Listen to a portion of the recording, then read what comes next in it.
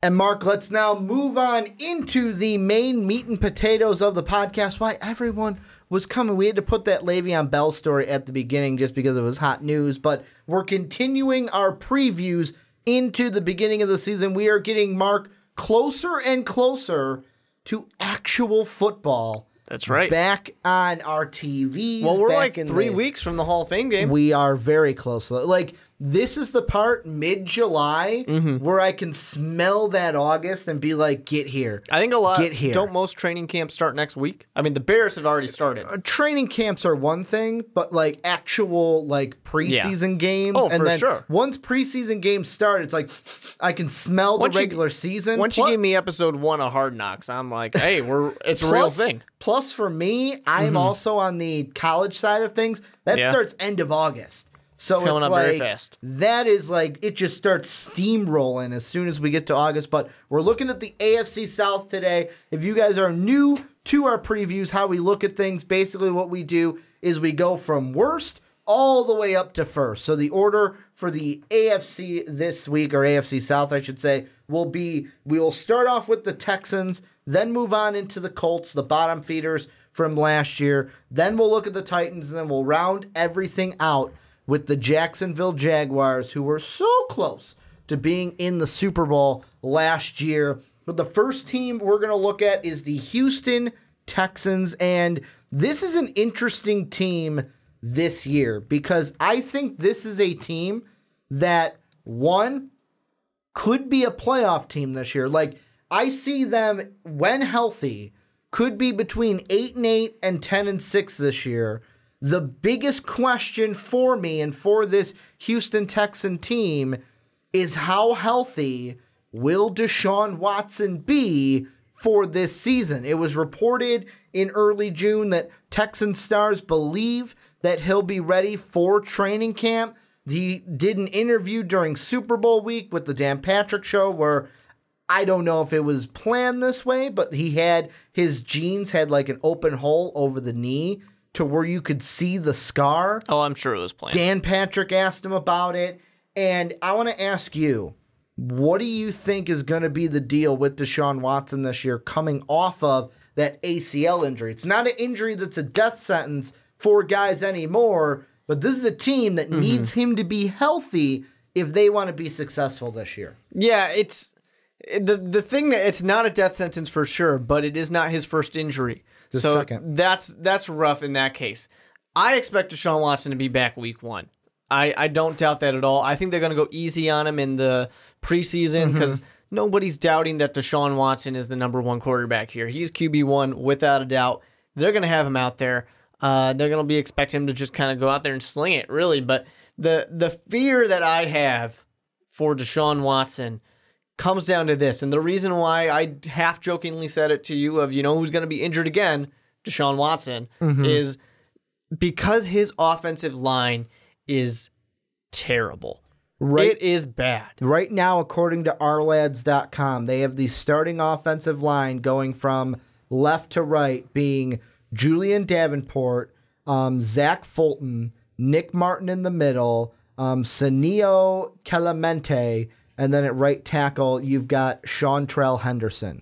That's your offensive line right now. Yeah. Martinez Rankin is listed as the backup left tackle at the moment. I mean, and without a doubt, it's not like they went out there and said, we have a bad offensive line. We're not going to fix it. No, they definitely went out and grabbed some stuff. But, with Martinez Rankins, of course, having that's an actual draft pick being spent. And they didn't have a ton of draft picks to spend. So, I mean, it's not like they could go out there and just fix the offensive line. The offensive line is not something that you can fix in one offseason. Henderson, Clemente, and Fulton all were signed this offseason from Buffalo, New Orleans, and KC. The problem for when you look at a lot of these guys is they weren't really people that... They're not big marquee names. It's not even that they're not big marquee names. They're just not very good either. I mean, and when you already had Nick Martin last year for the Texans, took a, just kind of, people were looking at him thinking, what the hell happened? Now, he could bounce back for sure, and their offensive line last year had injury issues, but it's just, I do not feel confident that my prize rookie he's a sophomore now. Prize sophomore quarterback is going to be healthy when this is the offensive line I'm putting in front of him. No, and that's like for me, the biggest thing with Houston is can they stay healthy? Because like I look at the offense and it goes, all right, the offensive line to me might not be one of the strengths of this team, but I look at the rest of the offense. They have, to me, one of the better, I'm going to say the best young quarterback right now, like out of the sophomores and stuff. I'd put him even ahead of Patrick Mahomes right now, and he only played Mahomes 6 has played games. like one game. Exactly. Like Deshaun Watson, this Texan team, the Browns wouldn't have had the 4th overall pick if he did not get injured. Like this team would have been a lot. I don't want to say like a lot better. I don't know if they make the playoffs. I don't know. Well, they could because the Titans were only 9-7 last year. But I think this team is well above maybe 8-8 last year. For sure. Not 4-12 where they were, because you look at the rest of this team, wide receivers, they still got Will Fuller. They still got DeAndre Hopkins, still got Braxton Miller out there. You still got Lamar Miller and Deonta Foreman in the backfield. The defense is just as big of a question as the offense with injuries too, because J.J. Watt always gets injured, and you've got guys like, Witten Merciless out there, and you've got Jadeveon Clowney, and the big thing that we haven't talked about with the defense yet, and I'll bring it up, the addition of the Honey Badger. I know the Honey Badger, I'm going to say, ain't what he used to be when he came into the league, but that should be a big add for the Texan defense. Well, it's certainly going to help you out when you have one of the best pass rushes. That's going to make you deadly right there. So, getting that pressure on quarterbacks is going to make mistakes happen, and the Honey Badger capitalizes on mistakes. Because the Honey Badgers don't give a shit. Exactly. But the thing that I got to say with the Houston Texans, if you just show me the rosters of teams, with the exception of, like I said, the offensive line, if I can ignore the offensive line and I am just looking at rosters, I have no knowledge of injury history, I'm going to say, yeah, the Houston Texans are probably in the AFC Championship game. This roster You're saying last year? Or no, this I'm saying year? right now. Okay. If I do not know anything about injuries and I am ignoring the offensive line, this team probably gets to the AFC Championship game. This roster is that good. Deshaun Watson showed that he can be an incredible gunslinger. I'm using gunslinger on purpose, and we'll get to it. They have 2 very good wide receivers on both ends that they can have. Lamar Miller is a fantastic running back. This defense has an amazing pass rush. They've got, they've got certain parts of the secondary that maybe could be improved a little bit, but they obviously went out and got the Honey Badger for a reason to improve that. But when you have that good of a pass rush, like I said, it's going to help you capitalize on some mistakes because you're forcing quarterbacks to throw it too fast. And the flip side is, the AFC is not that strong of a conference. Well, you're really competing with 3 or 4 teams. And let's put it this way, because I think it was the Texans I made the joke about last year. If Deshaun Watson was healthy, they were going to finish 8-8 because the first 6 games, they were loss, win, loss, win, loss, win, win. Yeah. And they were kind of alternating 3-3 after 6. The thing I don't like about this Houston team has nothing to do with the personnel. It has everything to do with the schedule, because this is a year for me with Houston that if you look at their schedule, the first half of it, I'll say not even the first half, the first 10 games of it are like, wow, that's a losing record. Then I look from week 11 on and I go, that's a really winnable record. Like, this is a team, even with Deshaun Watson, that, you could say that, like, the Titans, the Colts, the division's going to be interesting, even the Jaguars, because of how are you going to play? Are you going to split with the Jaguars? Are they going to take both games? The Colts, we're going to get into them. How do they look with Andrew Luck coming back? The Titans, what are they going to be like? They lose DeMarco Murray to retirement. They've got a new head coach coming in. But there's a possibility to me that this Texan team could go the first 5 games at New England, at Tennessee, at New York, or home against New York, at Indy, and then home against Dallas, could go 0-5 to start the year, kind of stumble into their Week 10 bye, with maybe a couple wins, but then after that bye, only lose 2 games the rest of the way. I still think, like I said, with ignoring injuries and the weak spot of the offensive line, if I was just going to say that, I think that this is probably the second best team in the AFC. Now, like I said, that is ignoring something that is a big issue. Injuries has been plaguing this team for about 3 years now. And like I said, this offensive line, I hate to harp on it, but that is going to kill the longevity potentially of your quarterback who's already had 2 big injuries that are serious injuries for a quarterback who has a lot of mobility. The other thing about him, I've said that he's a gunslinger a few times. He likes to sling it. He likes to throw the ball. He was averaging, a little bit, a tiny amount over 1 interception a game. Not terrible, but when you have a gunslinger type of guy, I mean, he had a game where he had 3 interceptions in it. When you have that bad of an offensive line, that's only going to get worse. Downfield. Yeah, it's only going to get worse. You're going to have guys getting in your face immediately, and you're going to be pressured to make decisions. Now, Deshaun Watson's a very intelligent quarterback. He is not the kind of guy who just says, double coverage? No, triple coverage. Yeah, I'm going to sling it out there. But still, you're going to be making bad mistakes potentially because you're just being pressured. Teams know that. He's going to be facing some really, really good defensive this year with teams like the Jaguars, the Browns. He's going to be facing the Eagles. He's going to face the Broncos.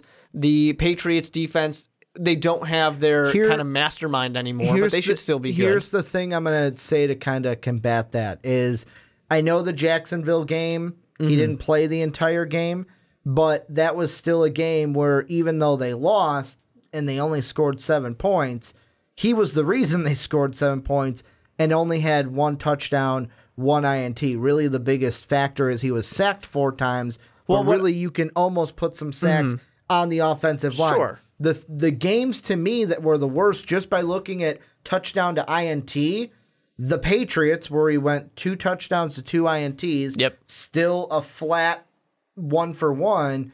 Other than that, it was the Seahawk game he got injured in that he had 4 touchdowns, 3 INTs. You look, he played the Browns, 3 touchdowns, only 1 INT. That defense, it got, like, Demarius Randall wasn't there last year, but that defense was still good on paper last year, and he went 3-1. Oh, I agree with you, but we're all... Kansas City was a good defense. He went 5-0 in that game. But Kansas City had a rough kind of middle of the season. I believe at that point they didn't have Eric Berry at that point, which was huge. That was a huge injury for them last year. But I think what the big point for me with Deshaun Watson is the fact that, and I'm not saying he's going to go out there and throw 25 interceptions. You're saying inconsistency. One game it's this, the other game it's 5-0. No, I'm just saying that you're putting your quarterback in a bad situation. He's a gunslinger. I know he's going to throw interceptions, but I also know he's going to probably throw more touchdowns. So I'm not upset about him throwing. It's like Brett Favre. I'm not worried about him, making a dumb mistake because the next drive he's going to make up for it. Force the ball into a needle hole. Yeah, because he might not get it this time, but the next 3 times he's probably going to get it. I mean, I'm not worried about 19 touchdowns to 8 INTs in 6 Exactly. games. I'm not worried about that. What I am worried about is people have tape, so that changes things a little bit. This is coming off of an injury. How's his confidence going to be when he actually is facing another team? This offensive line will get him hit for sure. And teams know, you hate to say things like this, but teams know, hey, this guy's got a weak knee. Let's make sure we hit him. I'm just worried about that for Deshaun Watson. And like I said, I'm not expecting him to go out there and lead the league in interceptions. I'm just saying that it's going to be the game plan for the defenses to get the pressure on him because he will give us chances to get takeaways. To me, the most important, if everyone stays healthy, the most important, I keep looking at the schedule. And like I told you before we started recording today's podcast, I'm kind of in the mode right now where I've gone through my season predictions. Yeah. I'm not ready to be like Colin Cowherd yet and be like, these are my season predictions for this year. We'll get to that after we finish the previews. We'll do our prediction podcast, which is funny because our final records. I'm the one who sounds down on the Texans, but if we gave our 2 records, Texans fans would like me better. Exactly. Probably. I'll be honest. My final outlook for the Texans this year is my window is 8-8 to 10-6. Ideally, injuries could happen, which could make them a worse team. But right now, how I have it is they're 8-8, probably missing the playoffs. Either missing the playoffs or maybe just squeaking in, depending on tiebreakers. But I keep looking at the schedule, and to me, the most important part of this schedule is going to be the first 5 games, because New England, I'll be honest, I don't think they win that. They didn't win it last year. I don't think they win that game this year. No, that's going to be tough.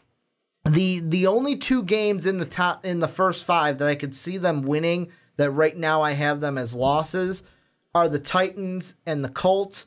I only did that right now because I feel like this Texan team at the worst splits the division and goes 3-3 in the division.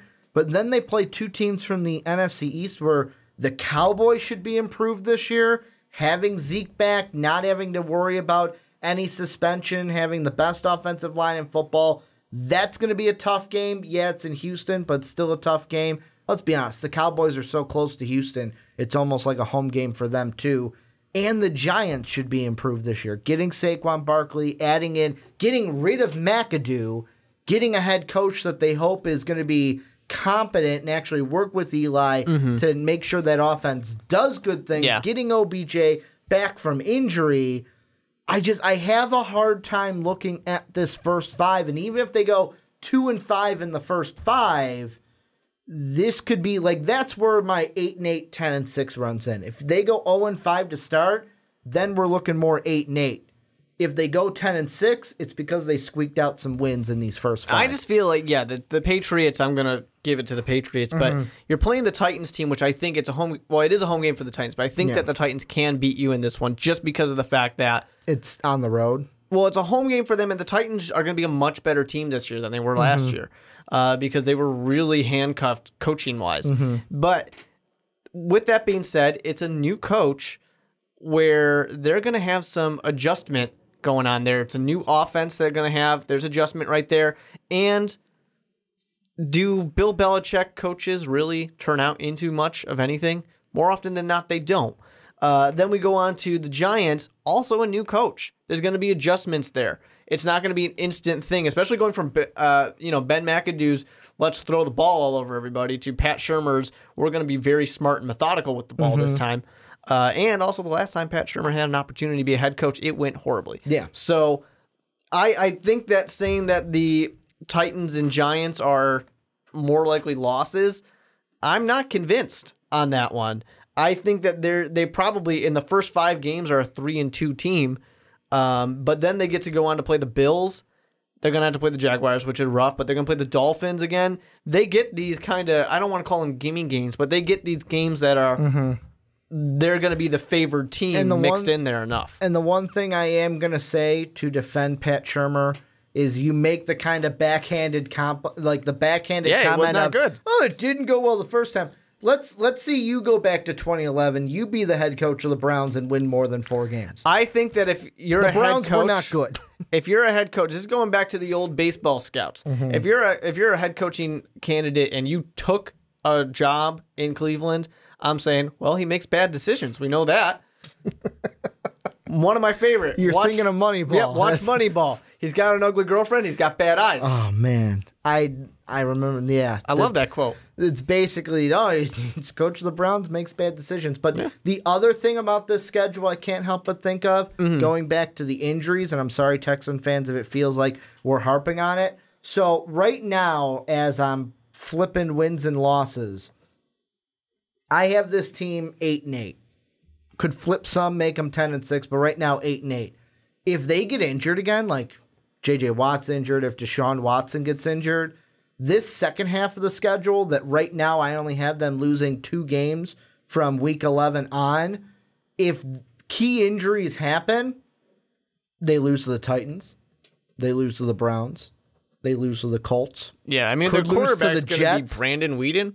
And it's funny that if injuries plague this team again, this second half of the year that I said, it looks so winnable for them, it makes them, I just listed off 4 games, makes them a 4-12 team again.